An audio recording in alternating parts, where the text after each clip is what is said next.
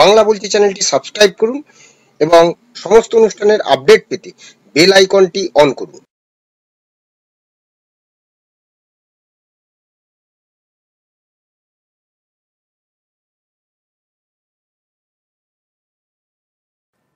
So here's what we know of the 3 terrorists who've been neutralized by our forces in Operation Mahadev, which is, by the way, an ongoing operation right now. First, as we've just given you details of Hashim Musa Suleiman, he is a top conspirator and, in fact, someone who carried out the Pahalgam terror attack.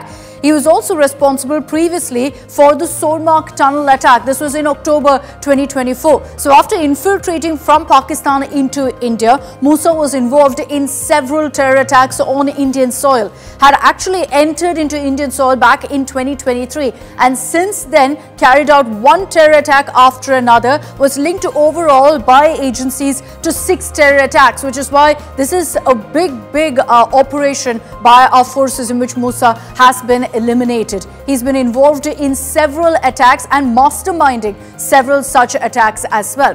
The second terrorist who the forces have identified is Abu Hamza alias Haris. Now, he is someone, we are being told, who was also involved in the Pahalgam terror attack, but not much is known of exactly which terror organization he belonged to. Those are details that our forces will release in due course of time. The third terrorist identified based on pictures again from that operation is Yasir. Now, forces have confirmed that he too was very much involved in the Pahalgam terror attack, but much like Abu Hamza, not much is known of this terrorist as well. What we do know is that all 3 were Pakistani terrorists hiding on Indian soil after going ahead and committing the Pahalgam terror attack. নমস্কার, বাংলা বলছি চ্যানেলে আপনাদের স্বাগত। যে ভিডিওটি দেখালাম সেখানে দেখা যাচ্ছে যে শ্রীনগরের কাছে সেনার গুলিতে 3 জঙ্গি নিহত হয়েছেন।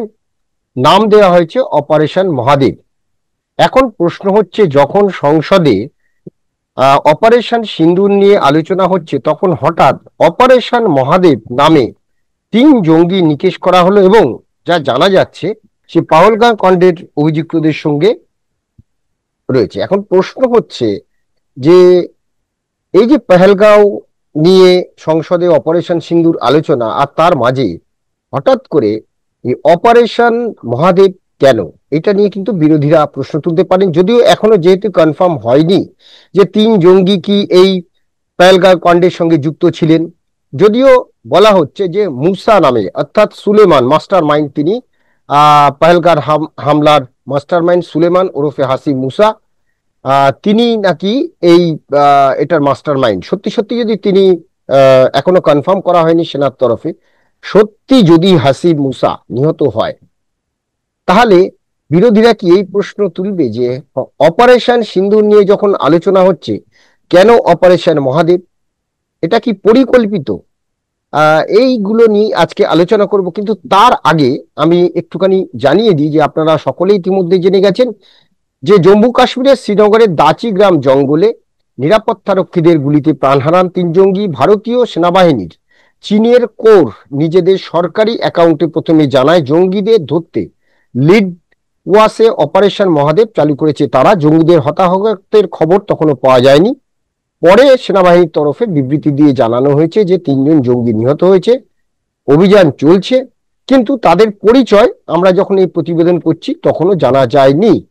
এবার সোমবারে দাচি গ্রামের এই সংঘর্ষে নিহত 2 জঙ্গির নাম হলো আবু হামজা এবং ইয়াসির, এবং আরেকজন আগেই আমি বলেছি সুলেমান ওরফে হাসিম মুসা।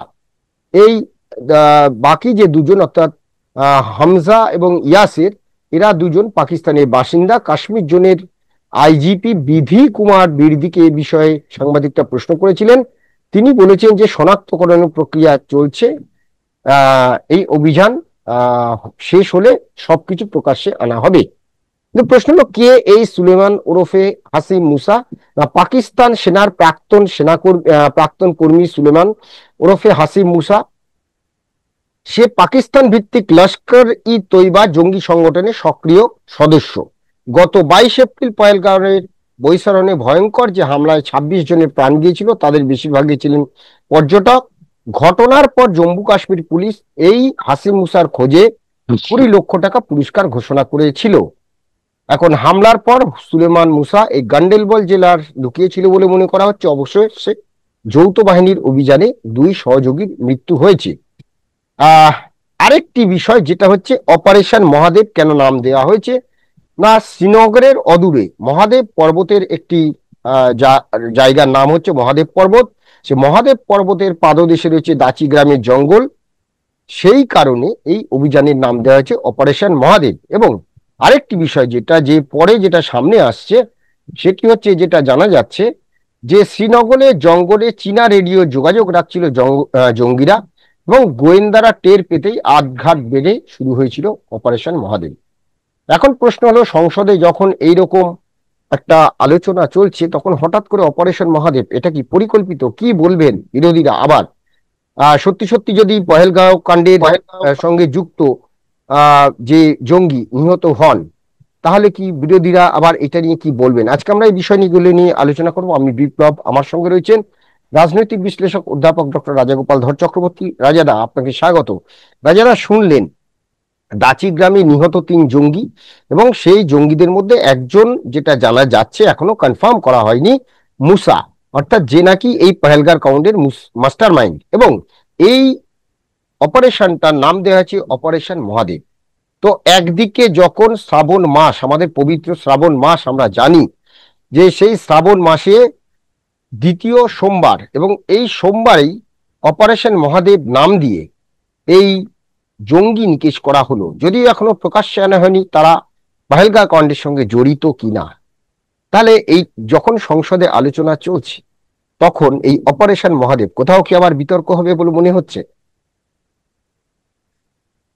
না, দেখুন, সংসদ হচ্ছে নীতি নির্ধারণের জায়গা, আইন তৈরির জায়গা, আর সরকার কি কাজ করবে সেটা এক্সিকিউটিভের ব্যাপার, এবং সেটা সংসদকে জানানো, আমরা এটা করেছি। কিন্তু আমি যদি সংসদে গিয়ে বলি যে আমি অপারেশন মহাদেব করবো, তাহলে কোনোদিন করা যাবে না, এবং খবর ছড়িয়ে যাবে। সুতরাং সংসদটা তো তার পারপাস আলাদা। এখন এই সময় দেখুন, মহাদেব সেটা কিন্তু যারা কাশ্মীরি পণ্ডিত যারা আছেন, এই মহাদেব সিংহ ওখানে তাদের কাছে অত্যন্ত পবিত্র জায়গা। সুতরাং মহাদেব, আপনি যেটা বলেন মহাদেব পর্বত, সেখানে যেটা রয়েছে, এবং তার নামই ওরা যেটা বলছেন হয়তো এর সঙ্গে খুব সুন্দরভাবে হ্যাঁ মিশিয়ে দেওয়া আছে, শ্রাবণ মাস ইত্যাদি ইত্যাদি, ঠিক এগুলো সবাই এ ধরনের অপারেশনের নাম দিয়ে, এগুলো সারা পৃথিবীতে এই যে অপারেশন গুলো আজকাল দেখা যাচ্ছে, মিলিটারি অপারেশন, সবই একটা নামে চলে, শুধু আমাদের দেশে নয়, আপনি সমস্ত দেশে আমি দেখি যে মিলিটারি স্টাডিজ এর একটা অপারেশনে চলে। এবং আমাদের দেশে যদি আমাদের দেশের এতে নামে চলে তো অসুবিধা কিছু নেই। এটার সঙ্গে যদি মানুষ নিজেদের এটাকে খুঁজে পেতে চায় তাহলে খুবই ভালো ব্যাপার। এখন যেটা ঘটেছে যে আমাদের যে 23শে এপ্রিল, এটা কি 23শে এপ্রিল ছিল, আমি মনে করতে পারছি, 22শে এপ্রিল যে কাণ্ড ঘটেছে, সারা দেশ প্রতিশোধের এতে রয়েছে, যে যারা আমাদের এইভাবে মানুষ মেরেছে, নিরীহ মানুষদের মেরেছে, প্রথমে ধর্মের ভিত্তি করে মারা হয়েছে, এদের সিঁদুর দেখে তাদের অপরাধের খুন করেছে, তারপরে একজন টাটুওয়ালা সে প্রতিবাদ করেছে, সে তাকেও মেরে দিচ্ছে।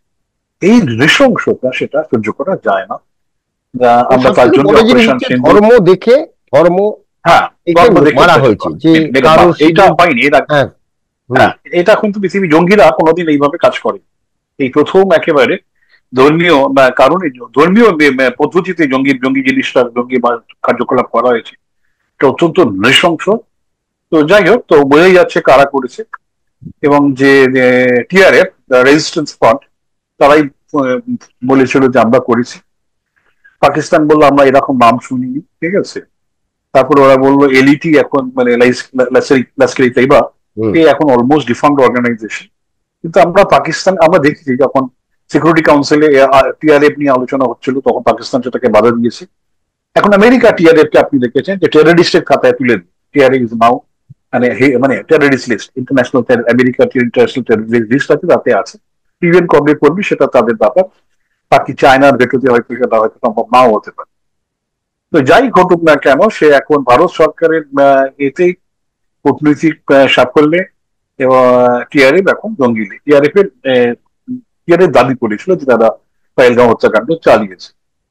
এখন এরপরে আমরা অপারেশন সিন্দুর করেছি, সেখানে বেশ কিছু জঙ্গি ঘাঁটি আমরা মেরেছি। জাইশ-ই মোহাম্মদের যিনি প্রধান, তার আমরা দেখেছি যে তার লোকজন, কাছের লোকজন অনেকেই মারা গেছে, ঠিক আছে। এবং সরকার তাদের যাদের টেররিস্টদের সরকার জাতীয় পতাকায় মুড়ে তাদের রাষ্ট্রীয় সম্মান দিয়েছে, এটা খুব লজ্জা আসে দেশে দেশে।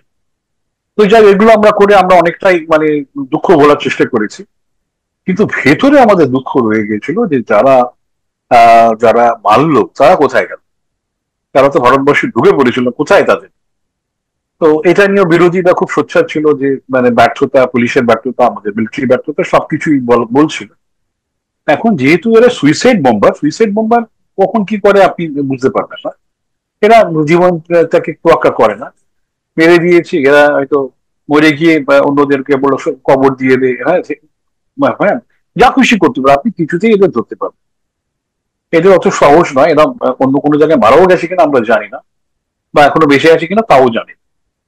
তো যাই হোক, যেটা ঘটেছে অপারেশন মহাদেবের পুলিশের বা মিলিটারির কাছে একেবারে তথ্য ছিল যে এরকম কিছু কমিউনিকেশন আসছে, যেটা তার সঙ্গে পহেলগাঁও কাণ্ডের হত্যাকাণ্ডের লিঙ্ক খুঁজে পাচ্ছে, একটা না প্রস্তুতি ছিল, এবং নিকেশ করে দিচ্ছে।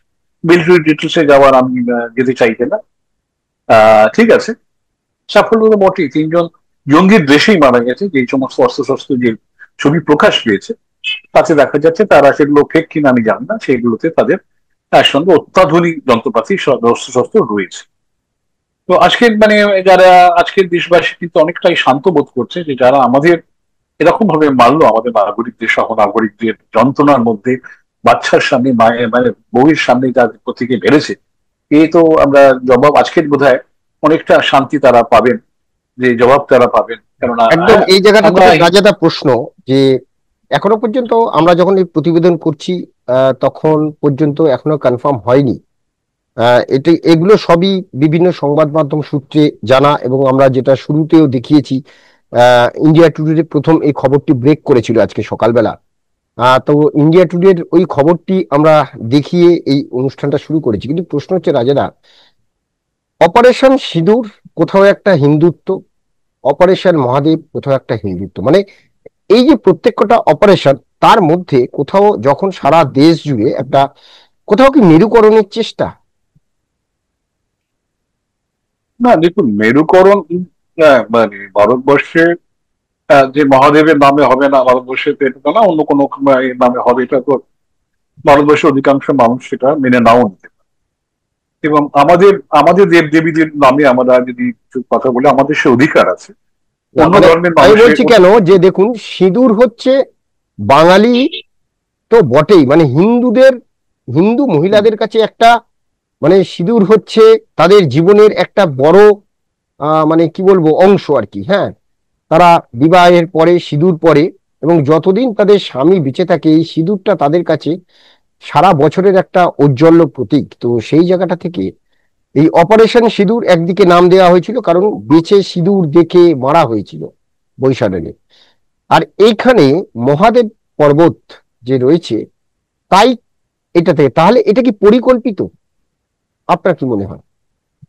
না, দেখুন, এগুলো কোনোটাই পরিকল্পিত নয়। এগুলো হচ্ছে যে একেবারে স্বতঃস্ফূর্ত একটা ব্যাপার এসে যায়, যে শ্রাবণ মাস রয়েছে, হ্যাঁ, সেখানকার পণ্ডিত যারা, আমরা যারা এখানে থাকি আমরা ভাবছি হয়তো মহাদেব একটা বুঝি খুব বিরাট ব্যাপার, হঠাৎ কট করে চলে এসছে।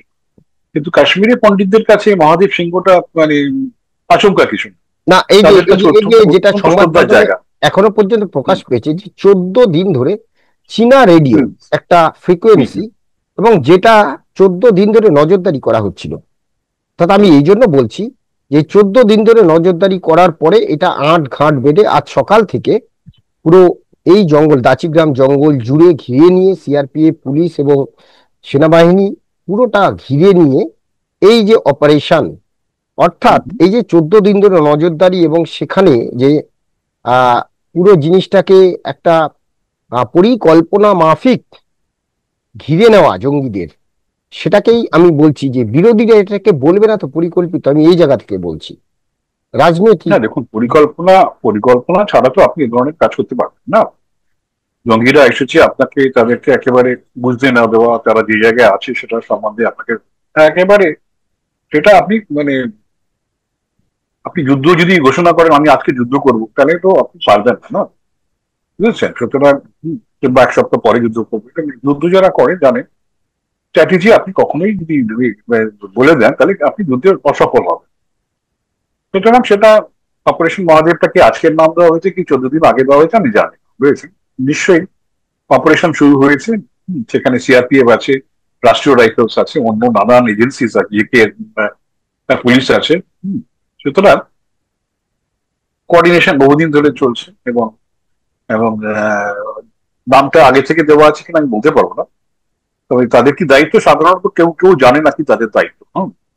তো জানলেই কিন্তু খবর বেরিয়ে যাওয়ার সম্ভাবনা, তো তাদের বলা থাকে স্পেসিফিক এই দায়িত্ব তুমি এটা করবে, এটা এই করবি, প্রোটেকশন দেবে। এর বাইরে সাধারণত কাউকে বলা হয় না যে এরকম যে পহেলগামের যারা হত্যাকারী তাদেরকে আমরা করছি, সেটা না। আমি আরেকটা বিষয় এই জন্য বলছিলাম রাজাদা, যে এতদিন ধরে সংসদে অপারেশন সিন্দুর নিয়ে আলোচনা নিয়ে সরকার পক্ষে টালবাহানা চলছিল বলে বিরোধীদের অভিযোগ। আজকে যখন গতকাল থেকে যখন মানে সংসদে ঠিক হলো যে হ্যাঁ অপারেশন সিন্দুর নিয়ে 16 ঘন্টার আলোচনা হবে সংসদের উভয় কক্ষে, তো 16 ঘন্টা করে 32 ঘন্টা এরকম একটি সময় ধার্য করা হয়েছিল। তো এখন প্রশ্ন হলো, যখন এটা চলছে আর ঠিক অপারেশন মহাদেব, অর্থাৎ বিরোধীরা এরপরে এইটাই অভিযোগ করবে না তো যে এই জন্যই সরকার রাজি হয়েছিল এবং সেখানে যাতে এই এই প্রচারটাকে আবার তুলে আনা যায় অপারেশন মহাদেব বলে? না দেখুন, বিরোধীরা কি বললো খুবই আনইম্পর্টেন্ট। যদি ফেল হতো, যদি জঙ্গিরা পালিয়ে যেত, তাই না, হতে পারে। এই ধরনের জঙ্গি কি করে আপনারা জানেন, সে নিজেদের গুলি করে মেরে ফেলতে পারে, পালিয়ে যেতে পারে। সুতরাং আজকে সফল হয়েছে বলে বলছেন যে এটা হতে পারে কি সফল না হতো, তাই না? সুতরাং এটা মিলিটারি অপারেশন নিজের মতন করে চলে। বিরোধী বা সরকার কে কি বলবে, কে কতটা মাইলেজ পাবে, এই ধরনের অপারেশনের লক্ষ্য থাকে না। লক্ষ্যটা হচ্ছে একটাই, জঙ্গিকে নিকেশ করা, বুঝেছে? এটাই করেছে, আমরা গর্বিত যেটা আমরা করতে পেরেছি।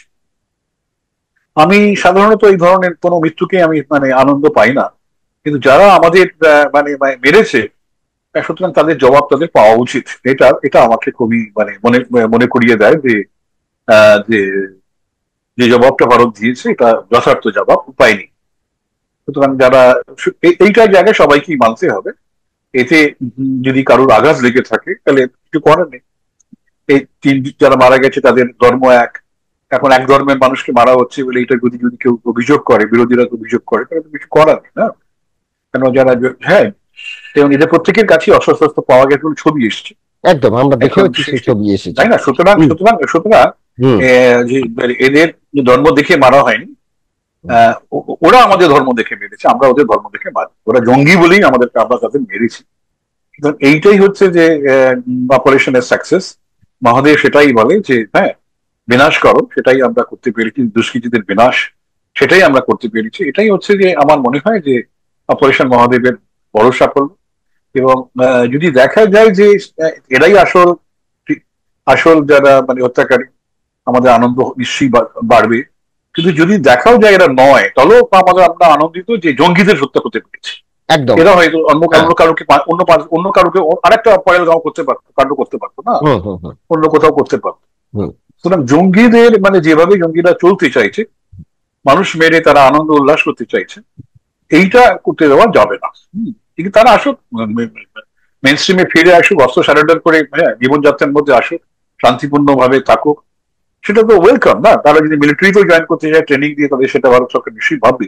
কিন্তু সাধারণ মানুষকে তুমি মেরে উল্লাস করবে, সেটা বরদাস্ত করা হবে না। সুতরাং অপারেশন মহাদেব সফল, এবং এর জন্য যদি বিরোধীরা দুঃখ পেয়ে থাকে কিছু করার নেই, আর সরকারের যদি আনন্দ করতে চায় সেটাও তার জন্য কিছু করার নেই, বুঝেছেন? সুতরাং আপনি ভাববার কোনো কারণ নেই যে যখন পার্লামেন্টে আলোচনা হচ্ছে তখনই এটা করা হয়েছে। তাহলে অত যদি সহজ হতো তাহলে তো 22 তারিখে হয়েছে, তারপরে যদি কোথাও তাকে ধরতে পারতো, মারতে পারতো। এটা অনেক কঠিন, এর মধ্য দিয়ে তাদেরকে দেখা গেছে স্পট করতে হয়েছে, এবং তাদেরকে মারা গেছে। অর্থাৎ আমরা সেনাবাহিনীকে বলবো জয় হো, আমাদের দেশের জয় হো, সেনাবাহিনী জয় হোক।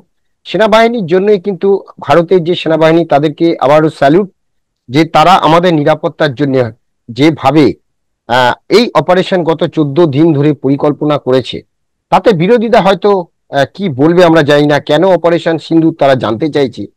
এবং আজকে সব থেকে বড় প্রশ্ন, যে আমি দেখছিলাম আমাদের এই বাংলারই এক সাংসদ, তিনি দাঁড়িয়ে কি সুন্দর বাংলায় বললেন এবং শেষে একটা প্রশ্ন তুললেন। 99 রানে সেঞ্চুরি করার পরে আমি ওয়াকওভার বা ডিক্লেয়ার করে বেরিয়ে এলাম মাঠ থেকে। অর্থাৎ তিনি বলছেন যে আমরা সঙ্গে আছি, হ্যাঁ চলুন আপনি কাশ্মীরটা নিয়ে নিন, পাক অধিকৃত কাশ্মীরটা নিয়ে নিন। আচ্ছা, এইটা কি মানে সংসদে দাঁড়িয়ে বললে পাক অধিকৃত কাশ্মীর চলে আসবে? এটা কি এতই